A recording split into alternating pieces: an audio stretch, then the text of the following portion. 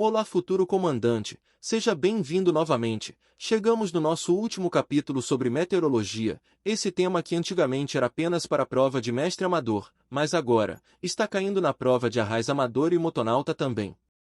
Mas antes de começar, não se esqueça de se inscrever no canal e ativar as notificações para ser alertado de alguma informação importante de atualização, caso haja alguma mudança na lei. Lembrando que no final deste vídeo, você pode adquirir o acesso ao nosso site, para acessar a apostila completa, e questionários 98% idênticos ao da prova. Elementos meteorológicos é a ciência que estuda a atmosfera e seus fenômenos, que coletivamente chamamos de meteorologia. É a energia emitida pelo Sol, que aquece a Terra permitindo a evaporação da água, a formação de nuvens, a chuva, o temporal, enfim, é o elemento que vai desencadear toda a dinâmica dos fenômenos meteorológicos. E vocês sabem por que ocorrem os fenômenos meteorológicos? É porque o Sol aquece a Terra de forma desigual. E o grande criador e influenciador destes fenômenos meteorológicos sobre a superfície da Terra é o Sol. Então, qual o principal elemento que influencia o clima na Terra? Resposta: o ângulo do Sol. Em alguns locais a incidência é maior, e outros não. Então esse ângulo de incidência dos raios solares, essa irradiação do Sol, influencia o clima na Terra. Então a resposta correta é o ângulo do Sol, que é o ângulo em que o Sol está batendo na indeterminada região da Terra. O iniciador da circulação geral da atmosfera também é o Sol, e a atmosfera é composta sua maior parte em nitrogênio. Ao longo do ano e com as mudanças das estações, cada região do planeta desenvolve características climáticas distintas, devido principalmente ao ângulo de incidência do Sol. Essa energia emitida pelo Sol, que aquece a Terra, permitindo a evaporação da água, a formação de nuvens, a chuva, o temporal, etc., enfim, é o elemento que vai desencadear toda a dinâmica dos fenômenos meteorológicos, que é a irradiação solar. E quais as formas de transmissão de calor? Resposta: a convecção, a condução e a radiação. Na prova pode estar escrito como radiação ou irradiação, os dois estão corretos. A irradiação solar, como eu já falei, depende do ângulo de incidência sobre a superfície da Terra. Essa irradiação é a que vai desencadear a dinâmica dos fenômenos. E o tipo de onda que é irradiada pelo Sol e pela Terra são as ondas curtas do Sol e as ondas longas da Terra. Agora vamos falar dos ventos, que é o elemento meteorológico da natureza, mais importante para se analisar e obter uma previsão do tempo, que é a direção do vento. Os ventos são causados por massas de ar em movimento, e de onde, e para onde sopram os ventos? Resposta: de um centro de alta pressão para um centro de baixa pressão. Quando o ar se aquece, a temperatura aumenta, e a pressão tende a aumentar, mas não de forma direta, mas sim em forma de curva, em virtude do movimento de rotação da Terra. A esse fenômeno chamamos de força de Coriolis. Agora a temperatura na qual uma parcela de ar com pressão e conteúdo de vapor d'água constantes torna-se saturada quando resfria, é chamada de ponto de orvalho.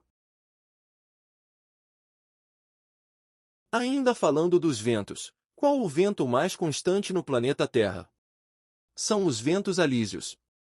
Antes de se pensar em medir a intensidade do vento, foi sentida a necessidade de se graduar de alguma forma a sua velocidade. Sendo assim, seguindo o padrão utilizado internacionalmente, a nossa informação de ventos está baseada na escala Beaufort. Quando citamos a expressão vento nordeste, significa que o vento vem da direção nordeste. Observem que a própria pergunta tem a resposta: vento nordeste. O vento vem da direção nordeste. Se for vento sul, ele vem do sul. Vento norte, vem do norte, ou seja, que é da região de onde ele está vindo. Voltando-se para a direção de onde sopra o vento verdadeiro, a baixa barométrica fica à sua direita no hemisfério norte, e à esquerda no hemisfério sul, a cerca de 110 graus da direção de onde sopra o vento. Estamos falando da lei de Buys-Ballot, ou da lei básica dos ventos. Quando ouvimos a expressão que o vento está com força zero, entendemos que podemos ir para o mar, pois terá calmaria para navegar. Brisa terrestre e brisa marítima. São exemplos de ventos locais, que são formados por diferenças de pressão atmosférica, que ocorrem entre as áreas litorâneas e o oceano, durante o dia e a noite. A brisa marítima é, na realidade, o vento que sopra do mar para o continente durante o dia. Isso ocorre porque esse período do continente, ele aquece mais rapidamente do que o mar, e esse aquecimento gera uma área de baixa pressão sobre o continente. A brisa marítima, que é um fenômeno do litoral, se não houver atuação de frentes, sopra no período do dia. A brisa terrestre é o vento que sopra do continente, em direção ao oceano durante a noite. É que durante a noite, a situação se inverte, o continente resfria mais rápido que as águas do oceano, originando uma área de alta pressão, e o oceano, por sua vez, retém o calor que absorveu durante o dia por mais tempo, tornando-se mais quente do que o continente, formando uma área de baixa pressão. Como são os movimentos da brisa marítima e da brisa terrestre, respectivamente? Resposta: do mar para a terra à tarde, e da terra para o mar de manhã. E para finalizar, qual é o movimento da brisa marítima e brisa terrestre, e em que horário? Resposta: a brisa marítima do mar para a terra pela manhã, e brisa terrestre da terra para o mar à noite. Você já se perguntou em qual a principal diferença entre nuvem e nevoeiro? O nevoeiro forma-se sobre a superfície e as nuvens nas alturas. Uma cumulonimbus é um tipo de nuvem caracterizada por um grande desenvolvimento vertical, está diretamente associada com a ocorrência de tempestades com raios, trovões, chuva forte, ventos fortes, granizo e tornados. A nuvem mais preocupante para o navegante, no que diz respeito à precipitação de chuvas fortes, são as do tipo cumulonimbus. Caso estivermos vendo em uma imagem de satélite, como aparecem as nuvens do tipo cumulonimbus? Elas irão aparecer de cor branca intensa. As nuvens do tipo cumulus formam-se quando o ar quente se eleva do solo ou quando o ar frio cria condições de instabilidade nos níveis atmosféricos superiores. Vão nuvens de contornos nítidos, com base aplanada e bem definidas, formadas em baixas altitudes. Ver uma nuvem tipo cumulus é sinal de bom tempo, mas quando crescem muito verticalmente, podem causar temporais. Então, se na sua prova cair a pergunta: que tipo de nuvem se forma com o ar instável? A resposta certa será a nuvem cumulus. Visibilidade no mar. O nevoeiro é um fenômeno meteorológico que causa grande restrição da visibilidade horizontal, podendo ser parcial ou total, e é o responsável por muitos acidentes com veículos em estradas, com aviões e as embarcações. Então a principal ocorrência do tempo, capaz de alterar a visibilidade ao nível do mar, é o nevoeiro. E os fenômenos, capazes de prejudicar a visibilidade ao nível do mar, são a névoa seca e nevoeiros. Pessoal, vocês sabem como se chama um nevoeiro, que é formado por ascensão adiabática do ar que se desloca, subindo por um terreno elevado? Ele é chamado de nevoeiro orográfico. E o que ocorre com a umidade relativa, em relação à variação da temperatura? A umidade relativa aumenta, quando a temperatura diminui, inversamente proporcional. E quando o ar frio move-se sobre uma superfície de água ainda mais fria, teremos um nevoeiro de radiação. Frentes frias. As frentes frias são formadas quando uma massa de ar frio avança sobre uma área de ar quente úmido, provocando chuvas frontais, ventos intensos e a queda da temperatura. E qual a principal característica da frente fria? É o decréscimo de temperatura, o desvio de vento e vento de rajadas. Normalmente a frente fria tem a ver com mau tempo. E por isso, sempre deveremos ter muita cautela, ou até mesmo não deveremos nos fazer ao mar, se tomarmos conhecimento da chegada de uma frente fria. Porque geralmente quando uma frente fria se aproxima, podemos prever que o tempo geralmente muda para pior.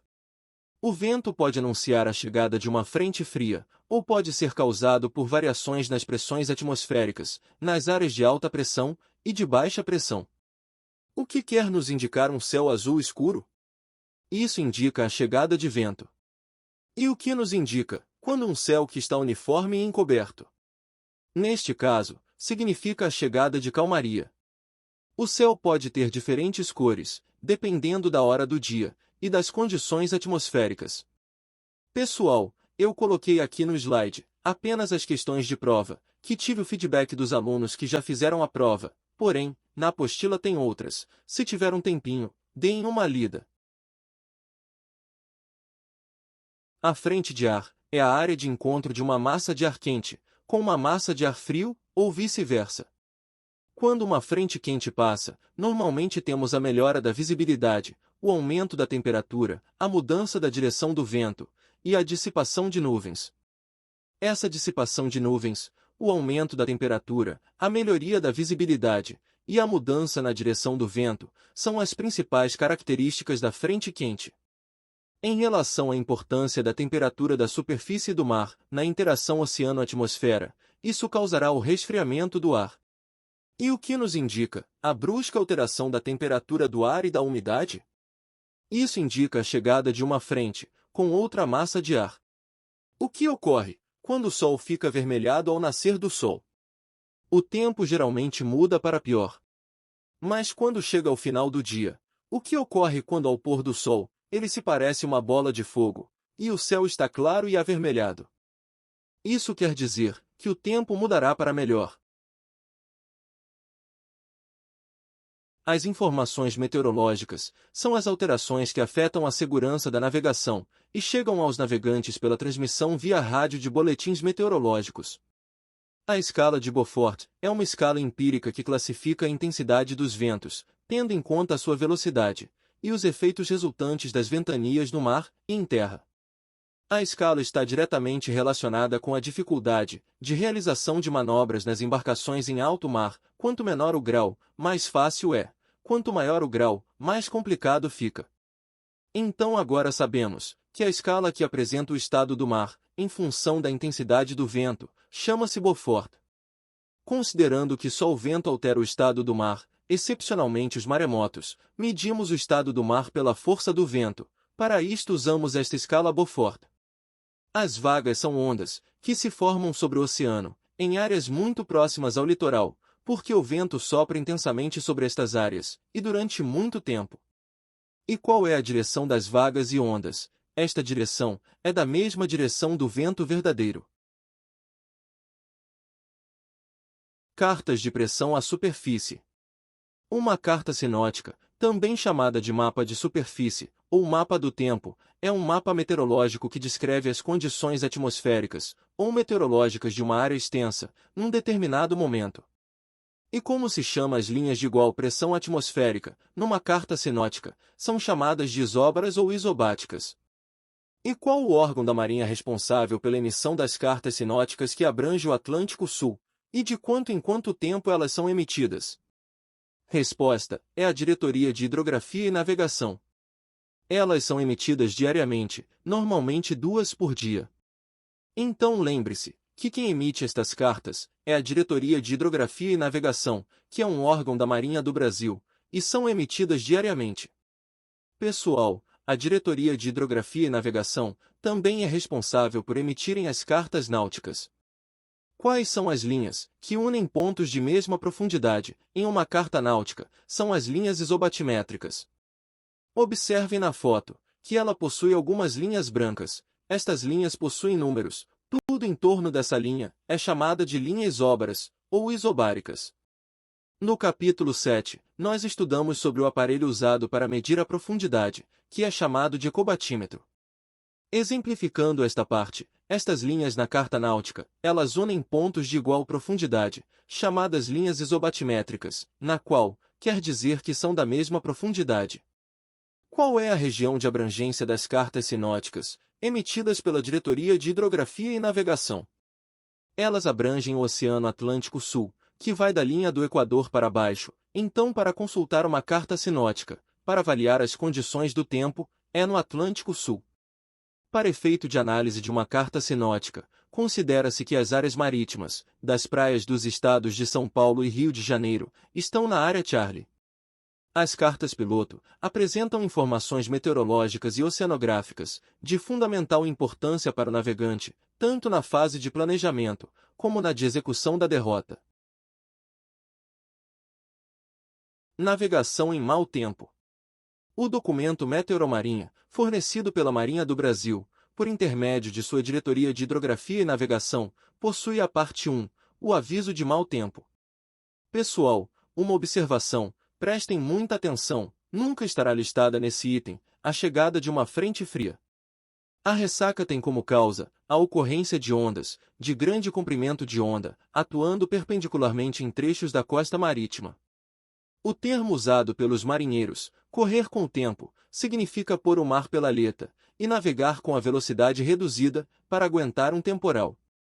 Como é denominada a manobra efetuada, quando se quer manter a embarcação com a proa de chegada ao vento, para aguentar o mau tempo, com pouco segmento, mas abatendo consideravelmente, e formando uma esteira de calma? Resposta: pôr a embarcação à capa. E chegamos no final de mais um capítulo. Sobre o material de estudos, os questionários, são mais de 800 questões de assinalar, na qual a resposta da questão é informada na hora, se está certa ou errada, como no exemplo do vídeo na tela, que está mostrando como é dentro da plataforma no site. Estas provas são quase idênticas à que você irá fazer na Marinha do Brasil. Para adquirir o material, basta fazer o pagamento via Pix no QR Code que está na tela, e enviar o comprovante de pagamento, com seu e-mail e CPF, para o nosso e-mail ou WhatsApp. Você pode dar um pause no vídeo para fazer isso. Iremos responder, informando seu login e senha, para acessar o simulado, e a apostila completa em formato PDF. A liberação do material ocorre em aproximadamente 45 minutos, de segunda a sexta-feira, das 8 até às 17 horas. Esse material ficará disponível por um ano. Queria pedir um favor a você, para curtir e fazer um comentário no vídeo, nem que seja apenas seu nome e a sua cidade, ou alguma sugestão para atualização. Pessoal, muito obrigado por me acompanharem, Deus abençoe, um forte abraço e até o próximo vídeo.